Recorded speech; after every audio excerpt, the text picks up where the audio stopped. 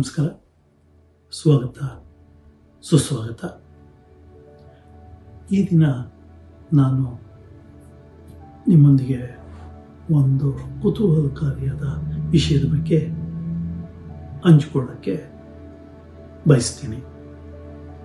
1972, 73, 74 ಈ ಸಮಯದಲ್ಲಿ ಮುಂಬೈ ಅಂದರೆ ಬಾಂಬೆ ಇಂದ ಒಂದು ಮ್ಯಾಗ್ಝಿನ್ ಪಬ್ಲಿಷ್ ಆಗ್ತಾ ಇತ್ತು. ಅದರ ಹೆಸರು ಏನಪ್ಪ ಅಂದರೆ ಪಿಕ್ಚರ್ ಪೋಸ್ಟ್ ಅಂತ.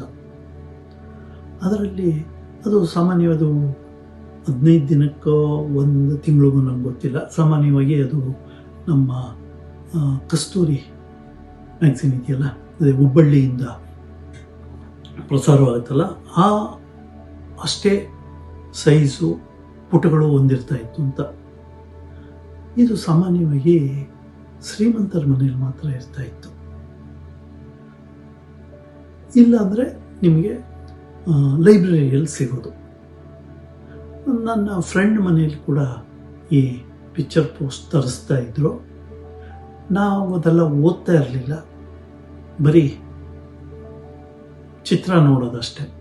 ಇದರಲ್ಲಿ ಏನಪ್ಪ ಅಂದರೆ ಮುಖ್ಯವಾಗಿ ಹಿಂದಿ ನಟ ನಟಿಯರು, ಅವ್ರ ಸಿನಿಮಾಗಳು, ಅವ್ರ ಜೀವನ ಹೇಗೆ ಸಾಗ್ತಾ ಇದೆ, ಅವರು ಯಾರ ಜೊತೆ ಸಂಬಂಧ, ಅವ್ರ ಅನುಬಂಧ, ಅವ್ರು ಯಾವ ಸಿನಿಮಾಗೆ ಸೈನ್ ಮಾಡಿದ್ದಾರೆ, ಯಾರ ಜೊತೆ ಫ್ರೆಂಡ್ಲಿ ಆಗಿದ್ದಾರೆ, ಈ ವಿಷಯ ಎಲ್ಲ ಬರ್ತಾ ಇತ್ತು. ಇದನ್ನು ತುಂಬ ರಸವತ್ತಾಗಿ ಅವರು ಬರಿತಾ ಇದ್ದಿರುತ್ತೆ. ಅದೇ ರೀತಿ ಇವ್ರದ್ರಲ್ಲಿ ಒಂದು ಗಾಸಿಪ್ ಅನ್ನೋ ಕಾಲಮ್ ಕೂಡ ಇರ್ತಾ ಇತ್ತಂತೆ. ಆ ಗಾಸಿಪ್ ಅಲ್ಲದೆ ಯಾರ ಜೊತೆ ಯಾರು ಅನುಬಂಧದಿದ್ದಾರೆ, ಈ ವಿಷಯ ಎಲ್ಲ ಆಗಿನ ಯಂಗ್ಸ್ಟರ್ಸ್ಗೆ ತುಂಬ ಇಷ್ಟವಾದ ವಿಷಯ. It was A much sort after magazine ಆ ಸಮಯದಲ್ಲಿ. ಇದನ್ನು ತುಂಬ ಚೆನ್ನಾಗಿ ಅವರು ಈಗ ಆಮೇಲೆ ಯಾಕಪ್ಪ ಇತ್ತು ಅಷ್ಟು ಪಾಪ್ಯುಲರು ಅಂದರೆ, ಆಗಿನ ಕಾಲದಲ್ಲಿ ಟಿ ವಿ ಇವೆಲ್ಲ ಏನು ಇರಲಿಲ್ವಲ್ಲ, ಓನ್ಲಿ ರೇಡಿಯೋ, ಆಮೇಲೆ ಮ್ಯಾಗ್ಝಿನ್ಸು. ಓಕೆ, ಈಗ ಈ ಗಾಸಿಪ್ ಅಂದ ತಕ್ಷಣ ನಮ್ಮೆಲ್ಲರಿಗೂ ಏನು ಅನಿಸುತ್ತೆ, ಯಾವುದೋ ಬಗ್ಗೆ ಕೆಟ್ಟದಾಗಿ ಮಾತಾಡೋದು, ಅವ್ರು ಇಲ್ಲದೆ ಇದ್ದಾಗ ಅವ್ರು ಬೆನ್ನಿಂದೆ ಮಾತಾಡೋದು ಅಂತ. ಬಟ್ ಆ್ಯಕ್ಚುಲಿ ಗಾಸಿಪ್ಪಲ್ಲಿ ಒಳ್ಳೆಯದು ಇದೆ, ಕೆಟ್ಟದ್ದು ಇದೆ. ನಾವಿವಾಗ ಒಳ್ಳೆಯದ್ರ ಬಗ್ಗೆನೇ ತಿಳ್ಕೊಳ್ಳೋಕೆ ಇಷ್ಟಪಡೋಣ. ಗಾಸಿಪ್ ಏನು ಅಂದರೆ, ಈ ಗಾಸಿಪ್ ಮಾಡೋರಿಗೆ ಬಾಂಡಿಂಗ್ ಬೆಳೆಯುತ್ತೆ, ಇನ್ಫಾರ್ಮೇಷನ್ ಶೇರ್ ಆಗುತ್ತೆ, ಅವ್ರ ಗ್ರೂಪಲ್ಲಿ ಇನ್ನೊಬ್ಬರ ಬಗ್ಗೆ ಟ್ರಸ್ಟ್ ಬೆಳೆಯುತ್ತೆ. ಮುಖ್ಯವಾಗಿ ಈ ಗಾಸಿಪ್ ಮಾಡೋ ಗ್ರೂಪಲ್ಲಿ ಇರ್ತಾರಲ್ಲ ಸದಸ್ಯರು, ಅವರು ತುಂಬ ಕೇರ್ಫುಲ್ ಆಗಿರ್ತಾರೆ. ನೋಡು, ಅವ್ರು ಇಲ್ಲದೆ ಇದ್ದಾಗ ನಾವು ಇವ್ರ ಬಗ್ಗೆ ಇದೆಲ್ಲ ಮಾತಾಡ್ತಾ ಇದ್ದೀವಿ ಅಂದರೆ, ನಾವು ಇಲ್ಲದೆ ಇದ್ದಾಗ ಕೂಡ ನಮ್ಮ ಬಗ್ಗೆ ಮಾತಾಡ್ತಾರೆ. ಅದರಿಂದ ನಾವು ತುಂಬ ಹುಷಾರಾಗಿರಬೇಕು ಅಂತ, ಅಂದರೆ ದೇ ವಿಲ್ ಹ್ಯಾವ್ ಅಕೌಂಟಬಿಲಿಟಿ ಅಂತ ಹೇಳ್ತೀವಿ.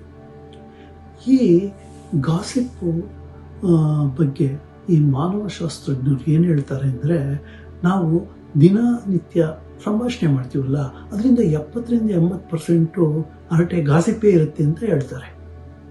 ಓಕೆ, ಇದರಲ್ಲಿ ಪ್ರಮುಖವಾದ ಒಬ್ಬ ಇದು ರಾಬಿನ್ ಡನ್ಬರ್ನ, ಇಂಗ್ಲೆಂಡಿನ ಆಂಥ್ರೋಪಾಲಜಿಸ್ಟು, ಇದು ಇನ್ನೂ ಒಂದು ಹೆಜ್ಜೆ ಮುಂದೆ ಹೋಗಿ ಏನು ಹೇಳ್ತಾನೆ ಅಂದರೆ, ಭಾಷೆ ಕಂಡುಹಿಡಿದಿದ್ದು ಉಗಮಗೊಂಡಿದ್ದೇ ಹರಟೆ ಹೊಡೆಯೋಕ್ಕಾಗಿ ಅಂತ ಕೂಡ ಹೇಳ್ತಾನೆ. ಓಕೆ, ಸರಿ.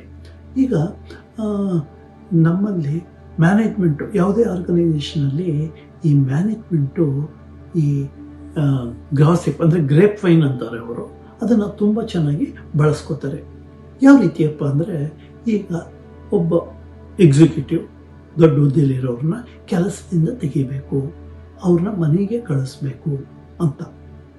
ಅದನ್ನು ಸಾಮಾನ್ಯವಾಗಿ ಡೈರೆಕ್ಟಾಗಿ ಮ್ಯಾನೇಜ್ಮೆಂಟ್ ಹೇಳಲ್ಲ, ಏಕೆಂದರೆ ಅದು ಇಂಪ್ಯಾಕ್ಟ್ ಬೇರೆ ರೀತಿ ಇರುತ್ತೆ. ಅದರಿಂದ ಅವ್ರು ಏನು ಮಾಡ್ತಾರೆ ಅಂದರೆ, ಸಾಮಾನ್ಯವಾಗಿ ಈ ಸುದ್ದಿ ಹರಿಬಿಡ್ತಾರೆ, ಗಾಳಿ ಮಾತು, ಗ್ರೇಪ್ ವೈನಲ್ಲಿ. ಇಂಥವ್ರನ್ನ ಮ್ಯಾನೇಜ್ಮೆಂಟು ರಿಸೈನ್ ಮಾಡೋಕ್ಕೆ ಹೇಳಿದೆಯಂತೆ, ಮನೆಗೆ ಕಳಿಸ್ತಾ ಇದ್ದಾರಂತೆ ಅಂತ. ಆಮೇಲೆ ಅದಕ್ಕೆ ರೀಸನ್ಸ್ ಏನೆಲ್ಲ ಇರ್ಬೋದು, ಅದು ನಮಗೇನು ಈಗ ಸದ್ಯಕ್ಕೆ ಬೇಡ. ಆವಾಗ ಏನಾಗುತ್ತೆ ಅಂದರೆ, ಈ ಗ್ರೇಪ್ ವೈನ್ ಇದ್ರ ಮೂಲಕ ತುಂಬ ಫಾಸ್ಟಾಗಿ ಆರ್ಗನೈಸೇಷನ್ ಸುದ್ದಿ ಹರಡ್ಬಿಡುತ್ತೆ. ಈ ಸುದ್ದಿ ಹರಡ್ಬಿಟ್ಟಾಗ ಆ್ಯಕ್ಚುಲಿ ನೆಕ್ಸ್ಟ್ ಡೇ ಆ ಎಕ್ಸಿಕ್ಯೂಟಿವ್ ವ್ಯಕ್ತಿ ರಿಸೈನ್ ಮಾಡಿ ಸರ್ಕ್ಯುಲರ್ ಬಂದರೂ ಇಂಪ್ಯಾಕ್ಟ್ ಏನೂ ಇರಲ್ಲ. ಏನು ಇಂಪ್ಯಾಕ್ಟ್ ಇರುತ್ತೆ ಅಂದರೆ, ಸರ್ಕ್ಯುಲರಾ ರಿಸೈನ್ ಮಾಡಿದ್ರ ಸರಿ ಫೈಲ್ ಮಾಡು ಅಷ್ಟೇ, ಇಂಪ್ಯಾಕ್ಟ್ ಇರಲ್ಲ. ಇದನ್ನು ಮ್ಯಾನೇಜ್ಮೆಂಟು ಈ ಇದು ಪ್ರೈವೇಟ್ ಸೆಕ್ಟರಲ್ಲಿ ನಾನು ಹೇಳೋದು, ನಾಟ್ ಇನ್ ಪಬ್ಲಿಕ್ ಸೆಕ್ಟರ್, ತುಂಬ ಚೆನ್ನಾಗಿ ಬಳಸ್ಕೋತಾರೆ. ಅದೇ ರೀತಿ ಕೆಲವು ಎಕ್ಸಿಕ್ಯೂಟಿವ್ಸು ತಮ್ಮ ಸಹೋದ್ಯೋಗಿಗಳಿಂದ ಚೆನ್ನಾಗಿ ಕೆಲಸ ಮಾಡಿಸ್ಕೊಳ್ಳಲು ತೆಗೆದುಕೊಳ್ಳಲು ಅವ್ರನ್ನ ಈ ಗ್ರೇಪ್ ಫೈನ್ ಗಾಸಿಪ್ನ ಬಳಸ್ಕೋತಾರೆ. ಏನಪ್ಪ ಅಂದರೆ, ಸಾಮಾನ್ಯವಾಗಿ ಗಾಸಿಪ್ಪು ಯಾವುದೋ ಒಂದು ವ್ಯಕ್ತಿ ಬಗ್ಗೆ ಮಾತಾಡುವಾಗ ಆ ವ್ಯಕ್ತಿ ಅಲ್ಲಿ ಇರಲ್ಲ, ಓಕೆನಾ? ಅದೇ ರೀತಿ ಯಾವುದೋ ಒಬ್ಬ ಸಹೋದ್ಯೋಗಿ, ಒಬ್ಬ ಎಂಪ್ಲಾಯಿ ಬಗ್ಗೆ ಅವನು ಇಲ್ಲದೇ ಇದ್ದಾಗ ಆ ಗ್ರೂಪಲ್ಲಿ ಈ ಎಕ್ಸಿಕ್ಯೂಟಿವ್ ಮ್ಯಾನೇಜರ್ಸು ಹೊಗಳ್ತಾರೆ, ತುಂಬ ಈಸ್ ಎ ಗುಡ್ ವರ್ಕರ್, ಚೆನ್ನಾಗಿ ಮಾಡ್ತಾರೆ ಅಂತೆಲ್ಲ ಹೊಗಳ್ತಾರೆ. ಈ ವಿಷಯ ಬೇರೆಯವ್ರಿಗೂ ಹರಡುತ್ತೆ. ಆಮೇಲೆ ಈ ಆಬ್ಸೆಂಟ್ ಆಗಿದ್ನಲ್ಲ ಆ ಉದ್ಯೋಗಿಗೂ ಕೂಡ ಹರಡುತ್ತೆ.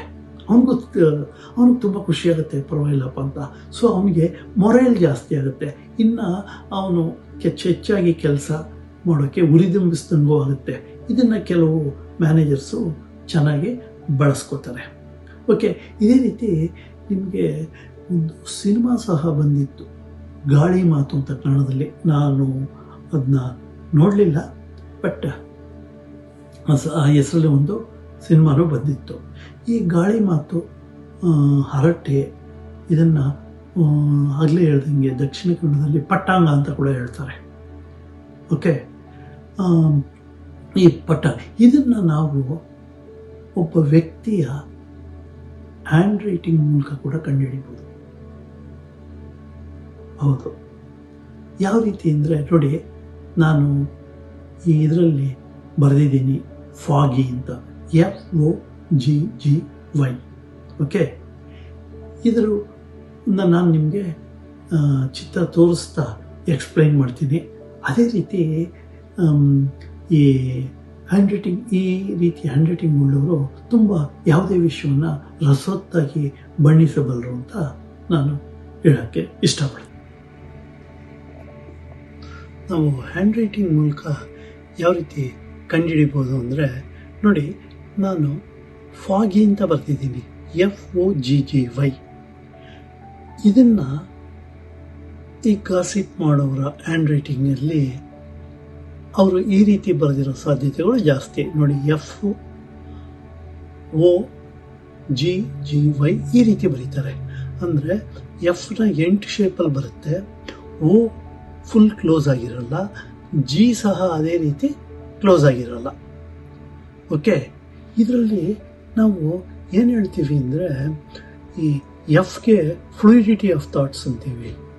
ಆಮೇಲೆ O ಮತ್ತು ಎಗಳು ಓಪನ್ ಇದ್ದರೆ ಅವ್ರದ್ದು, ಇವರು ತುಂಬ ಮಾತುಗಾರರು, ಟಾಕೆಟಿವ್ನೆಸ್ ಅಂತ. ಅದೇ ರೀತಿ G ಈ ರೀತಿ ಓಪನ್ ಇದ್ದರೆ ಇದು ಎರಡೂ ಹೇಳುತ್ತೆ, ಒಂದು ಒಳ್ಳೆ ಮಾತುಗಾರರು ಹಾಗೂ ಫ್ಲೂಯಿಡಿಟಿ ಆಫ್ ಥಾಟ್ಸ್, ಅಂದರೆ they can organise their thoughts very well ಅಂತ. ಸೊ ಈ ಗಾಸಿಪ್ಪು, ಪಟ್ಟಾಂಗ ಇವರು ಯಾವುದೇ ವಿಷಯವನ್ನು ತುಂಬ ರಸವತ್ತಾಗಿ ಬಣ್ಣಿಸಬಲ್ಲರು ಅಂತ ನಾವು ತಿಳ್ಕೊಬೋದು. ನಿಮಗೆ ಎಲ್ಲರಿಗೂ ಕನ್ನಡ ಪುಸ್ತಕಗಳು ಓದೋ ಅಭ್ಯಾಸ ಇದ್ದವ್ರಿಗೆ ಇದು ಗೊತ್ತಿರುತ್ತೆ. ಡಾಕ್ಟರ್ ಪೂರ್ಣಚಂದ್ರ ತೇಜಸ್ವಿ ಅಂತ, ಅವ್ರ ಪುಸ್ತಕಗಳು ತುಂಬ ಚೆನ್ನಾಗಿ ಭಾಷೆ ಮೇಲೆ ಅವ್ರಿಗೆ ಹಿಡಿತಾ ಇತ್ತು, ತುಂಬ ಚೂಪಾಗಿರ್ತಾ ಇತ್ತು. ಆಮೇಲೆ ಯಾವುದೇ ವಿಷಯವನ್ನು ಅವರು ರಸವತ್ತಾಗಿ ಬಣ್ಣಿಸಬಲ್ಲವರಾಗಿದ್ದರು. ಅದೇ ರೀತಿ ಶ್ರೀಮತಿ ಭುವನೇಶ್ವರಿ ಹೆಗಡೆ ಅಂದ್ಬಿಟ್ಟು, ಬಹುಶಃ ಅವರು ದಕ್ಷಿಣ ಕನ್ನಡದವರು, ಅವರು ಹಾಸ್ಯ ಇದನ್ನು ಬರೆಯೋರು, ಹಾಸ್ಯ ಬರಹಗಾರರು. ಅವರು ಸಹ ತುಂಬ ಚೆನ್ನಾಗಿ ಹಾಸ್ಯ ಅವರು ಬರೆಯಬಲ್ಲರಾಗಿದ್ದರು. ಅವರ ಬರವಣಿಗೆಗಳು ನನಗೆ ತುಂಬ ಇಷ್ಟ. ಅವ್ರು ಸಹ ಅಷ್ಟೇ, ಯಾವುದೇ ಒಂದು ಸಿಂಪಲ್ ವಿಷಯನ ತುಂಬ ರಸತವಾಗಿ, ಹಾಸ್ಯಭರಿತವಾಗಿ ಬರೆಯಬಲ್ಲವರಾಗಿದ್ದರು. ಈ ವಿಡಿಯೋ ನೋಡಿದ್ದಕ್ಕಾಗಿ ಧನ್ಯವಾದಗಳು. ಇದು ನಿಮಗೆ ಇಷ್ಟ ಆಯಿತು ಅಂದ್ಕೊಂಡಿದ್ದೀನಿ. ದಯವಿಟ್ಟು ಈ ವಿಡಿಯೋನ ನಿಮ್ಮ ಲೈಕ್ ಮಾಡಿ, ಶೇರ್ ಮಾಡಿ, ಹಾಗೂ ನಿಮ್ಮ ಬಂಧು ಬಳಗದವ್ರ ಜೊತೆ ಹಂಚ್ಕೊಳ್ಳಿ ಅಂತ ಹೇಳ್ತಾ ನಾನು ಈ ವಿಡಿಯೋನ ಮುಗಿಸ್ತಾ ಇದ್ದೀನಿ. ಮತ್ತೊಮ್ಮೆ ಇನ್ನೊಂದು ವಿಡಿಯೋ ಜೊತೆ ನಿಮ್ಮೊಂದಿಗೆ ಭೇಟಿಯಾಗಲು ಇಷ್ಟಪಡ್ತೀನಿ. ನಮಸ್ಕಾರ.